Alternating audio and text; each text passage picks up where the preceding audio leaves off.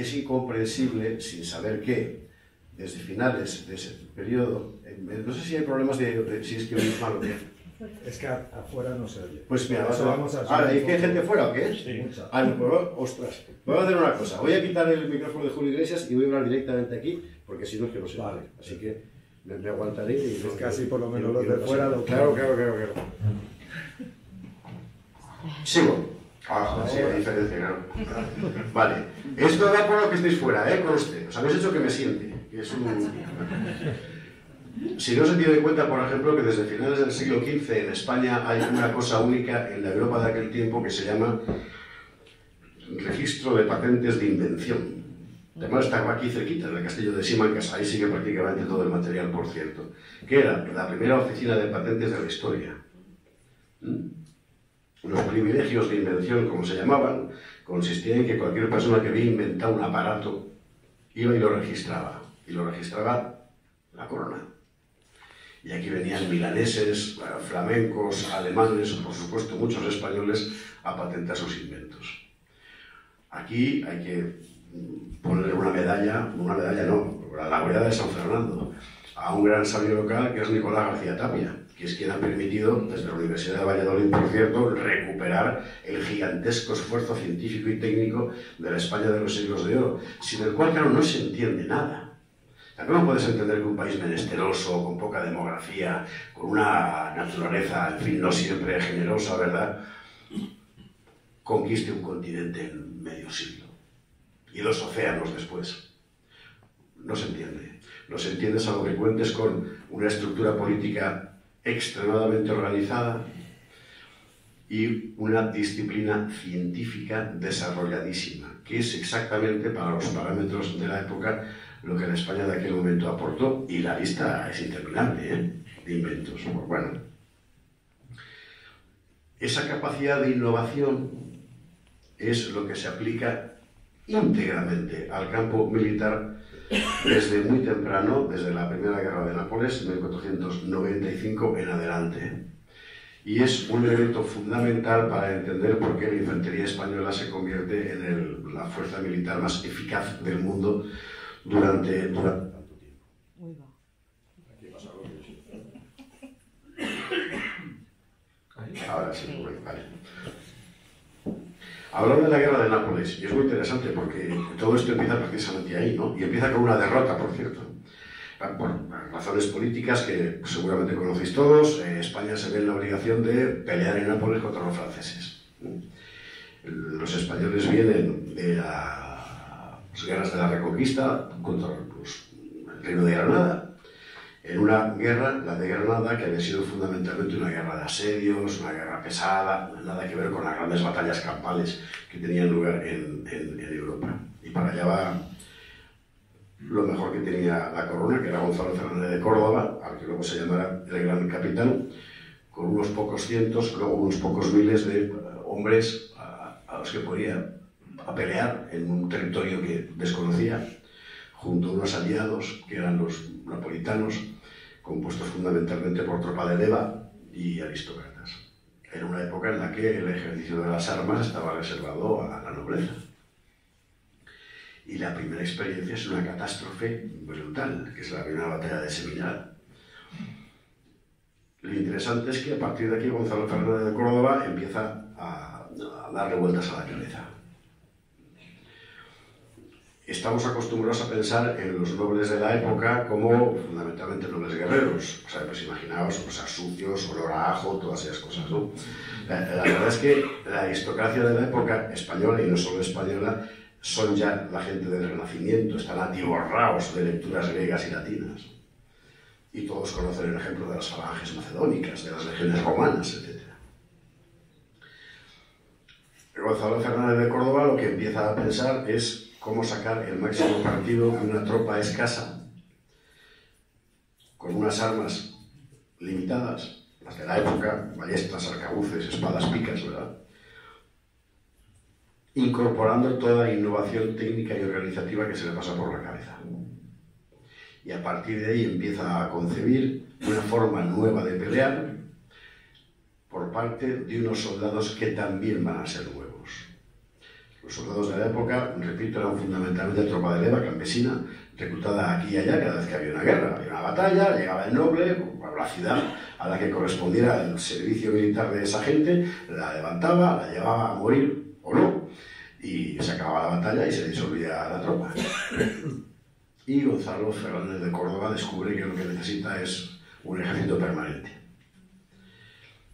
Las armas de la época eran las que todos tenían, las picas, largas lanzas de 5 metros, las ballestas, los arcabuces, las espadas y los escudos, ¿verdad? Todo el mundo las usaba. Los mayores cuadros de piqueros eran los suizos, los llamados mercenarios suizos, que eran muy valientes, eran gente muy bragada.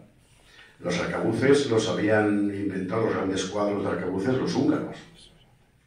La mejor caballería del mundo era la francesa. Los españoles eran una tropa muy eficaz, pero que empieza a adaptarse sobre la marcha a todo esto y, sobre todo, que empieza a adaptar a sí misma todo esto. Todos tenemos en la cabeza, con toda seguridad, esas imágenes que aparecen en tanta película negra legendaria sobre los españoles en América, donde nuestros conquistadores manejan los arcabuces como si fueran AK-47 ametrallando nativos. Un arcabuz, si alguno lo ha disparado alguna vez, es un ceporro de 4,5 kilos que entre un disparo y otro, con suerte, tarda 2 minutos, que te alcanza como mucho 30 metros si puedes disparar, ¿verdad? Con suerte, y además sin saber muy bien dónde vas, porque la boca del cañón es más grande que la bola que metes dentro. Eso es un arcabuz. Conseguir que eso se convierta en un arma letal es algo que inventa Gonzalo Fernández de Córdoba, el gran capitán. Las picas son cuadros de gente con unas lanzas enormes que chocan entre sí a ver quién saja más gargantas del otro y que inevitablemente se traban. Y cuando se traban, es el acabose. Conseguir que eso se mueva como en un ballet de un lado a otro, que se pueda desdoblar, que se vuelva a juntar, es algo que inventa la infantería española. Las espadas y los escudos de la época medieval en ese contexto habían quedado completamente pasados de moda. Inventar que se puedan convertir en el arma con el cual, una vez 2 cuadros de picas se enfrentan, unos tipos pequeñitos con la espada y el escudo se metan por debajo para empezar a pinchar la pierna del contrario, es una cosa que inventan los españoles. Conseguir que esos arcabuces que tardan 2 minutos en volver a cargarse para volver a disparar, no paren de disparar todo el tiempo, porque se van relevando unos a otros en diferentes líneas, y que puedan salir de la formación en mangas, o puedan volver, o ponerse delante, etc., es algo que inventan los españoles. Es decir, es la adaptación, que es por otra parte el secreto mayor del arte de la guerra. Todo eso es lo que empieza a elaborar en su mente el gran capitán, mientras Julián Romero se rinde ante mis palabras, voy a quitar aquí los ojos, a medida que va descubriendo el nuevo escenario de la guerra. Lo portentoso es que todo eso, por una parte, sus capitanes lo van interiorizando, y no solo sus capitanes, y por otra parte, entiende el gran capitán que para combatir así también es preciso un tipo de hombre nuevo, un tipo de soldado nuevo, que ya no puede ser la tropa campesina de leva a la que reclutas para una batalla y que luego se entrega al pillaje en el campo, etc. Tiene que ser otra cosa diferente. Tiene que ser un guerrero. Y eso exige entrega absoluta, sacrificio absoluto, disciplina absoluta y un código del honor absolutamente arraigado. Código del honor que lleva a cualquier persona de cualquier extracción social a verse a sí mismo como un señor, como un noble. Cosa que en la época, era una época extremadamente jerarquizada, era un poco una herejía. Creo que es en Ceriñola donde, para llegar antes que los franceses a Gonzalo Fernández de Córdoba, se le ocurre subir a los infantes a la grupa de los jinetes. Los jinetes eran señoritos. Los infantes, los peones eran menestrales. A un señorito le vas a decir que se meta en la grupa a un menestral, ¿en nombre de qué? Porque lo manda el jefe, y el jefe se coge un infante y se lo pone a la grupa. Y efectivamente los españoles llegan antes que los franceses. Porque ese soldado que está ahí no es ya un menestral, es un soldado. O como decía el duque de Alba, señor soldado. Imaginaos para un señor que acaba de dejar el campo de Coles en Torredonjimeno, provincia de Jaén, ¿verdad? Llegar a un lugar, en Italia, por ejemplo, te encuentras con el duque de Alba, nada menos que te mira y te dice señor soldado. Bueno, es la gloria, es la gloria. Para la sociedad de la época es la gloria. Es decir, el mayor noble de España te ha reconocido señor. Eso era por lo que luchaban. Es por lo mismo por lo que pasa en América. Por el oro no cruzas el mar. Por el oro montas un burdel en Sevilla, no te metes en la aventura de meterte en la selva colombiana, ¿verdad? Claro, es la gloria. El oro viene por añadidura si viene, pero es sobre todo el ascenso social y la honra permanentemente. Para conseguir esta conciencia de cuerpo, los tercios van a ir desarrollando progresivamente una disciplina extremadamente estricta. Y esto es otro elemento particularmente importante. No había ninguna unidad militar en la época con semejante grado de disciplina y con castigos tan severos. Por ejemplo, si un soldado violaba a una chica, la pena era la muerte. ¿Por qué? Porque los tercios nunca fueron una fuerza de invasión.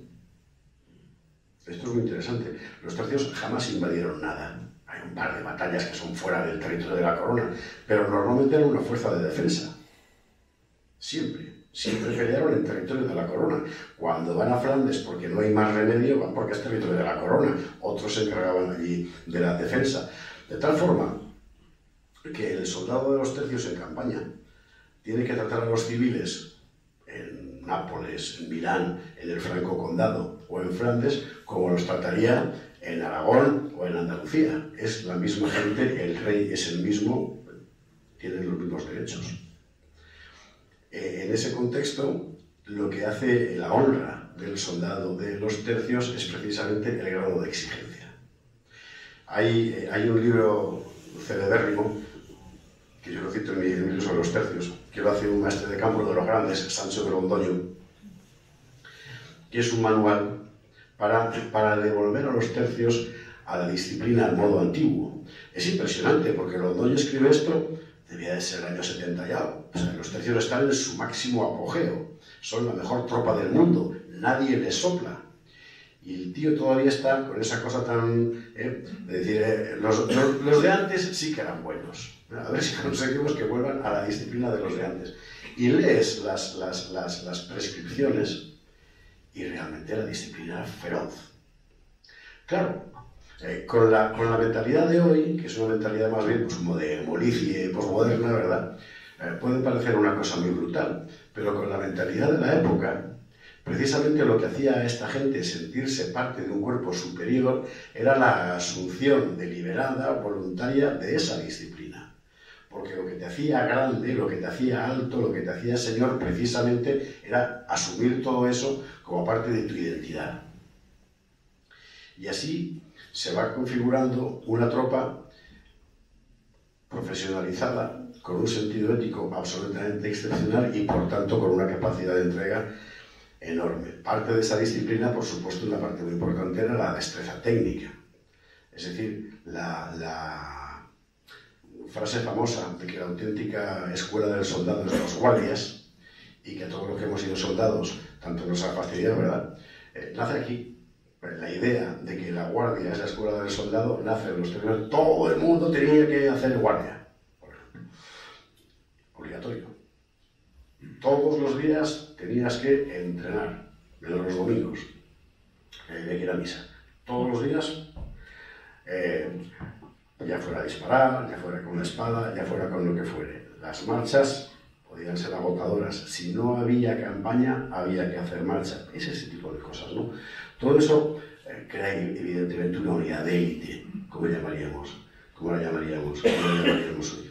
Una unidad de élite que además tiene una particularidad nueva también, que introduzco dentro del paquete que estamos dibujando, ¿verdad?, que es el carácter nacional español.